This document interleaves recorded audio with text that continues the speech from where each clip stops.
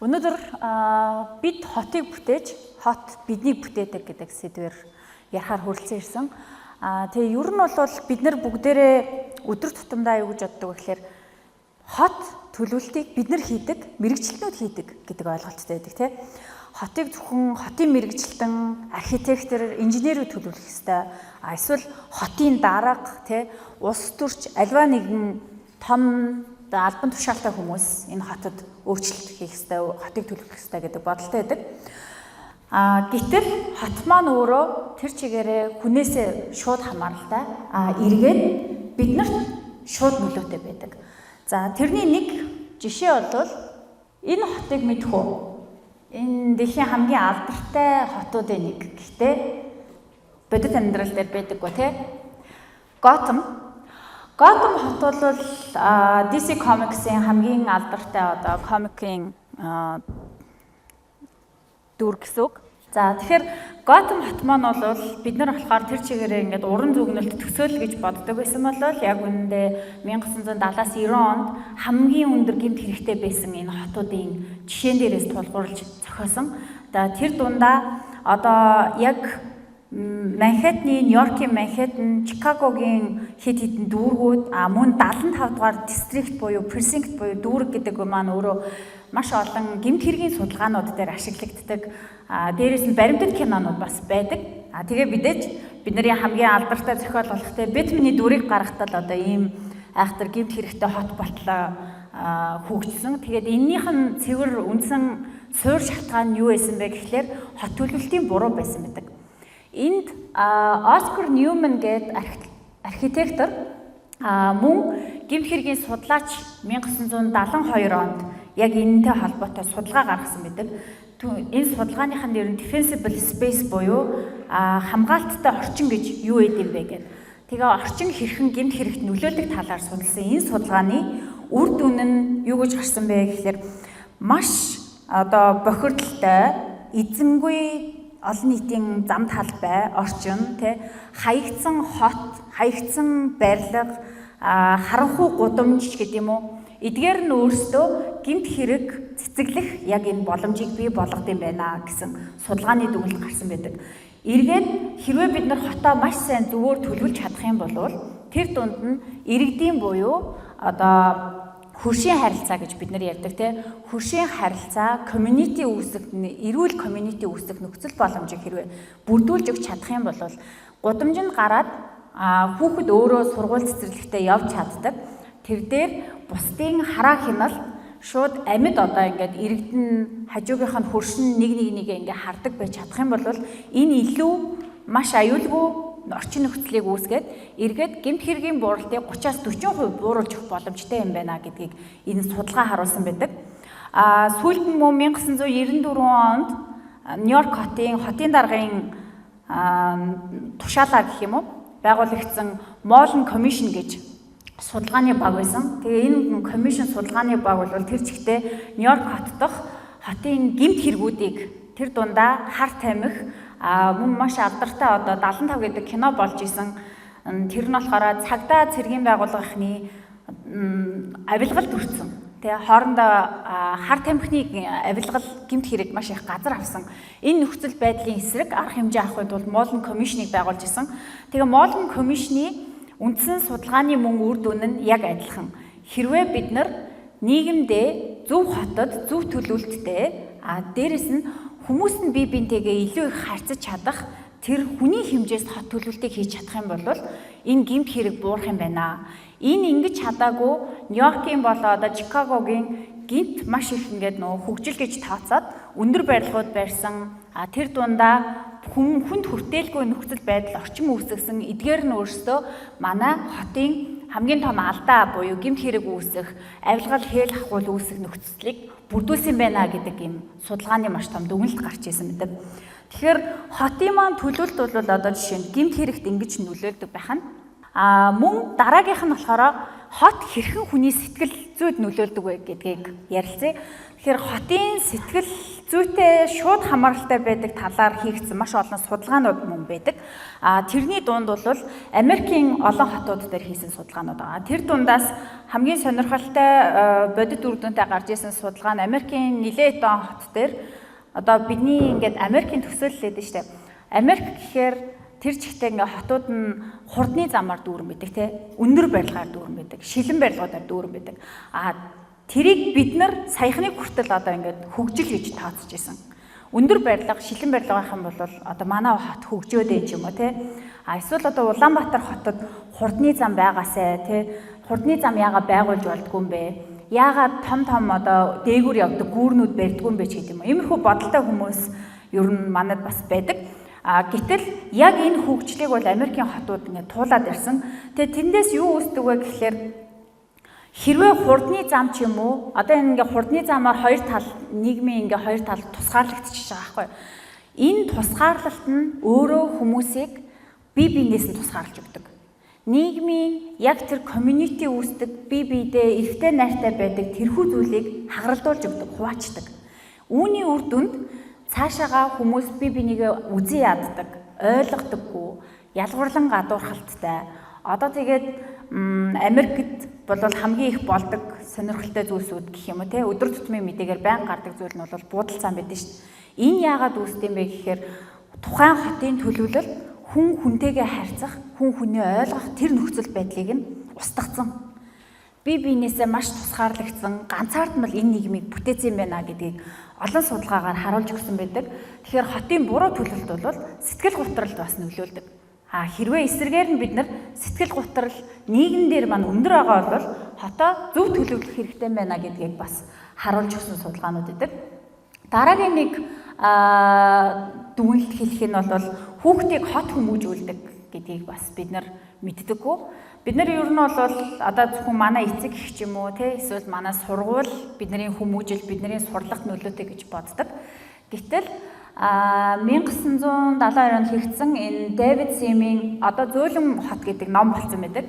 Энэ номон дээр судалгааныхаа дүгнэлт гарсан байгаа. Энэ дээр юу гэж хэлдэг вэ гэхээр өндөр давхарт амьдардаг хүүхдүүд нам давхарт буюу 4-өөс доош давхарт амьдардаг хүүхдүүдээс сурлагаар илт муу байсан.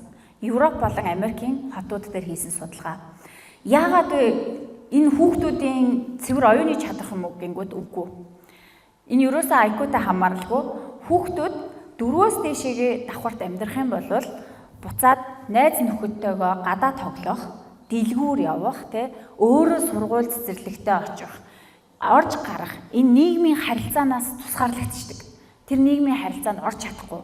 4-өөс доош давхарт ч юм уу 1 2 3 давхарт хахад одоо бид нар мэдэн бид нар хүүхэд байхдаа илүү их ингээ гадаа том гарч тоглодог. Гэлс гараад дэлгүүр ороод өөртөө зарим авчдаг ч юм уу. Энэхүү одоо нийгмийн харилцаанд орж байгаа үйлдэл нь өөрөө хүүхдийг маш бие даасан, оюуны чадах өндөртэй, илүү харилцаатай, илүү сурах чадвартай болгодог. Үүгээр бол бидний хүүхдийг бид нар хүүхд байхад ч гэсэн бидний сургалтанд юм уу хөгжилд хүмүүжилд хот ямар хэмжээнд нөлөөлж байгааг бас харж байна. Энэ болохоор энэ амар түгээмэл зүйл те та нар зөндөө харж ирсэн бах те.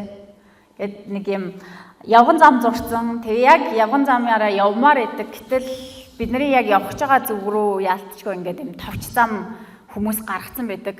Тэгээ мэдээж бид нар ихэнхдээ бол дагаа явчихдээ штэ энд угаасаа ингээд хүн явцсан маам чи явчих гэд. Энэ гэлс ингээд юм хэлбэр юм байна гэд. Энэ болохоор бидний буруу биш. Энэ тэр чигээрээ төлөвлөлтний буруу. Хэрвээ ийм төлөвлөлт байгаад тэгээ энэ нь танд тохирохгүй байвал энэ хот төлөвлөгчийн буруу. Энэ тухайн замыг тавьсан тухайн нийслэлийн дүүргийн ч юм уу хариуцж байгаа инженер, архитекторын буруу гэсэн. Энэ бидний хүсэл зорилгыг хараагүй байна гэдгийг үгээр ингээ харуулж байгаа. Бидний хүсэл зорилго яг энэ дагуудаа явах юм бол энэ зам байхгүй, энд зам байх хэрэгтэй байсан гэсэн. Үүгээр юу харуулдаг вэ гэхээр одоо дэлхийн нийтэд бол илүү түгээмэл болсон хагаргаа цонхны онол гэж яддаг шүү дээ. Хагаргаа цонхны онол буюу одоо яг энэ desire path байгаа тохиолдолд хүн нэг удаа үүгээр явхаар дараачийн удаа дүрм зөрчих нь амархан болдог. За би нэг удаа энүүгээр явцсан. Дараагийн удаа за цагаан гарцгүй ч гэсэндээ гэс энүүгээр гарчээ. Улаан гэрэл байна те. Гэхдээ дараагийн гэс машин яваг байгаа юм чинь гарчээ ч гэдэг юм уу. Яг ийм жижиг үйлдэлүүд нь буцаагаад иргэд өөрсдөө дүрмээ зөрчих. Буцаагаад иргэд өөрсдөө энэ хотын төлөвлөлт болон хууль дүрм журамд хүндлэггүй болох нөхцөл байдлыг үүсгэдэг. Тийм учраас хот төлөвлөлтийг иргэдийн хүсэл зорилго дээр тулгуурлаж хийх нь өөрөө тухайн хүмүүсийг зөв байх, дүрм журамтай байх, хууль, төр засаг бүх зүйлд хүндэлтэй хандах нөхцөл байдлыг бүрдүүлж өгдөг. Хэрвээ анхнаасаа буруу төлөвлөсөн бол бид нэр иргэдийг зөв байхыг шаардах боломжгүй гэсэн. Тэгэхээр бүгдээрээ түрүү сая хэрхэн хот одоо жишээ нь дүрм журмын хувьд ч юм уу, сэтгэл санааны хувьд ч юм уу, эсвэл хүн дээр одоо ингээд гэмт хэрэг дээр ч юм уу яаж нөлөөлдгийг ингээд харслаа штэ. Хот нь илүү буруу байх юм бол тэр бол хүмүүсээсээ илүү гэмт хэргийг ч юм уу ямар нэгэн сөрөг зүйлсийг үүсгэж болдгоо. Хотоо хэрвээ зөв төлөвлөж чадах юм бол эсрэгээр нь эрэг байж болдгоо гэв. Тэгээд хэрвээ хотоо зөв төлөвлөх ёстой бол одоо иргэд яаж оролцож болох юм бэ гэдэг талаар ярилцъя. Энэ дээр бол энэ Сөүлийн жишээ. Энийг Солонгост очиж исэн хүмүүс бол очиж үзэж исэн баг. Чонгочэн гэдэг Сөүлийн яг төвөр байдаг юм химэл гол байдаг. Тэгээ өмнө нь бол одоогоос 20 жилийн өмнө энэ голын оронд ийм том хурдны замууд идэг гэсэн. Тэгээ тухайн хурдны зам нь өөрөө Сөүл хотыг агарын бохирдолтой, иргэдэн бухимдалтай, стресстэй, дуу чимээний бохирдолтой, тоосжилттай, маш одоо юм сөрөг нөлөөтэй болгоод харанхуй одоо яг энэ замын хажуугаарх хэсгүүд бол орон сууцныхаа хувьд ч гэсэндээ үнэн унждаг. Энэ хайрд амьдрах хүсэлтэй хүмүүс байхгүй, стресстэй, бухимдалтай маш олон юм сөрөг үр дагавартай болсон. Тэгээ энэ дундаа Сөүл хотын иргэд хоорондоо нэгдээд иргэний нийгмийн байгууллагууд байгуулад бүлгэмүүд нэгдээд маш олон удаагийн уулзалт, судалгаа, жагсаал, цуглаан хийгээд эцсийн дүнд нь улсынхаа одоо шийдвэр гаргагч нараар замаа буулгуулад ийм болгуулж чадсан. Тэгээ энийг яагаад ярьж байгаа вэ гэхлээр энэ бол цэвэр иргэдийн хүсэл, цэвэр тухайн хотод амьдарч байгаа залуучуудын хөдөлгөөн байсан. Тухайн залуучууд судлаачдаараа эсвэл одоо байгаль орчны активистуудаараа иргэдээрээ бүгд хоорондоо нийлээд 40000 гаруй удаа хурал хийсэн тэмдэглэдэг. 40000 гаруй удаа бие бинийгээ огт танихгүй хамааралгүй олон зуун мянган иргэд цуглалтлаа хурал хийгээд эцэст нь өөрөө өөрсдийнхөө төлөө хотоо өөрчилсөн. Одоо бол энэ Сөүлийн хамгийн амин зүрх хэсэг. Энэ хам өрнөөс ийм гол татаад энд бол бид нар бүгдээрээ баг ингэ Солонгост очил хамгийн түрүүнд очиж үздэг хэсгийн нэг болтлоо явсан. Энд нь хүмүүс нь иргэд нь хүүхдүүдтэйгээ агаарладаг, амардаг болтлоо ийм зэг болж чадсан. Дараагийн нэг иргэд юу хийж чаддаг вэ гэдэг жишээ бол энэ Албани улсын Тирана хот. Албаны Тирана хот тухайн цаг үедээ хамгийн ugly city гэж яддаг гэсэн. Хамгийн халтар гэх юм уу эсвэл царай муутай гэх юм уу, бохирч гэх юм уу. Ийм барилгуудтай тухайн барилгууд нь гаднаасаа илэгдсэн, өнгөгүй, маш муухай, тэгээд хогтой, иргэд нь аягүй сэтгэл дундуур байсан. Энэ болгоныг Албани хотын иргэд өөрсдөө өөрчилж эхэлсэн. Одоо орон сууцнуудаа зүгээр л иргэд нь нийлээд өөрсдийнхөө хүслээр багс аваад, будаг аваад шууд будаад эхэлсэн. Тэгээ хүмүүс ингээд зарим нь нэг шоолж исэн л да. Будлаагаа юу өөрчлөгдөх юм те? Зүгээр л будаг штэ наадах чинь. Юу ч өөрчилж чадахгүй гэд. Гэтэл нэг барилга будаад, хоёр барилга будаад, 7-8 дахь барилга будаад эхэлсэн чинь орчин нь гэрэл гээгээтэй болоод эхэлсэн. Орчин гэрэл гээгээтэй болоод эхлэнгүүт хүмүүс гудамжаа цэвэрлж эхэлсэн. Хоггүй болсон. Хоггүй болоод ирэхээр иргэд нь өөрсдөө хариуцлагатай болсон. Хариуцлага бий болоод энэ хот тэр чигээрээ энэ нэг халдвар төвч шиг бүх хүн өөрсдийнхөө орчныг цэвэрлж тогтчулж болдсон байна гэдэг юм соёлын маш том өөрчлөлт гараад одоо бол Тирана хот Европын хамгийн colorful and beautiful буюу өнгөлөг үзэсгэлэнтэй хот болж чадсан. Энэ цэвэр иргэдийнх нь оролцоо, иргэдийнх нь хүсэл зорилго дээрээс тэгээд нэг юм зөвхөн будаг багс авах үйлдэл дээрээс ихэлсэн юм том өөрчлөлт болж исэн. Тэгэхээр бид нар бол хотдоо одоо яг ийм хэмжээнд ч өөрсдийнхөө өөрчлөх боломжтой. Тэгээ яагаад хүмүүс өөрсдөө өөрчлөх ёстой юм уу боломжтой гэж яриад байгаа вэ гэхлээр саяхныг одоо саяхан нэг удаа яригдчихсан Герман ч юм уу одоо Европын хотуудыг бол бид нэр маш гоё хотууд гэж үздэг шүү дээ. Хөгжсөн хотууд гэж үздэг. Герман Европыг төлөвлөсөн мэрэгжлийн хүмүүс Улаанбаатар хотыг төлөвлөх ёстой гэдэг ийм зүйл хотын дарга нар маш олон жил ярьсан. Гэтэл Германы ч юм уу, за Францын ч юм уу, Америкийн ч юм уу хот төлөвлөгч ирээд Монгол хүний соёлыг мэдэх үү? Мэдхгүй те. Монголчууд Герман хүмүүсээс юугаар ялгаатай? Монголчууд Америк хүнээс юугаар ялгаатай? Хонконг хүнээс юугаар ялгаатай? Бид нар цусланд гардаг те. Бид нар өвөө эмээдээ цагаан сараар очдог. Амралтын өдрөөр хүүхдүүдэд өвөө эмээд нь авчиж өгдөг. Эсвэл өөртөө бас эцэг их рүүгээ гадаад бусад хүмүүсээс илүү их явдаг. Бидний соёл шал ондоо. Яг энэ соёлын ялгаанд хот төлөвлөл тэр чигээрээ орсон байх хэрэгтэй. Яг энийг хамруулсан байх хэрэгтэй. Энийг бодож үзсэн байх хэрэгтэй. Тийм учраас Монголын хотыг монгол хүн төлөвлөх ёстой.